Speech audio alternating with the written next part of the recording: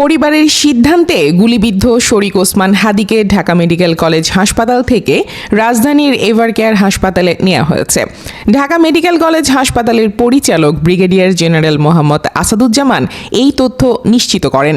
ইনকিলাব মঞ্চের মুখপাত্র হাদি ঢাকা ৮ আসনে স্বতন্ত্র প্রার্থী হিসেবে নির্বাচন করার ঘোষণা দিয়েছিলেন। ১২ ডিসেম্বর দুপুরে বিজয়নগরে তাকে গুলি করে দুর্বৃত্তরা। মাথায় গুলিবিদ্ধ হাদিকে গুরুতর আহত অবস্থায় ঢাকা মেডিকেল কলেজ হাসপাতালে নেওয়া হয়। আসাদুজ্জামান বলেন, পরিবারের সম্মতিতেই তাকে এভারকেয়ারে নেওয়া হচ্ছে। পরিবার প্রথম দিকে সিএমএইচ হাসপাতালে নেয়ার কথা বলেছিল, কিন্তু পরে সিদ্ধান্ত পরিবর্তন করে এভারকেয়ারে নেয়ার কথা বলেছে। আমরা তাদের সিদ্ধান্ত মোতাবেক এভারকেয়ার হাসপাতাল কর্তৃপক্ষের সঙ্গে যোগাযোগ করেছি, তারা প্রস্তুত রয়েছে। এখনই তাকে সেখানে নেওয়ার ব্যবস্থা করছি। সড়কে ব্যাটারি রিকশায় ছিলেন ইনকিলাব মঞ্চের আহ্বায়ক শরীফ ওসমান বিন হাদি। তার পেছনে আসে একটি মোটরসাইকেল। চলন্ত অবস্থায় সেই মোটরসাইকেল থেকেই একটি গুলি করা হয় হাদিকে।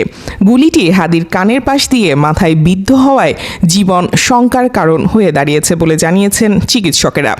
শুক্রবার জুমার নামাজের পর রাজধানীর বিজয়নগরে বক্স কালভার্ট রোডে আক্রান্ত হন হাদি। তখনই তাকে আশঙ্কাজনক অবস্থায় ঢাকা মেডিকেল কলেজ হাসপাতালে নেওয়া হয়।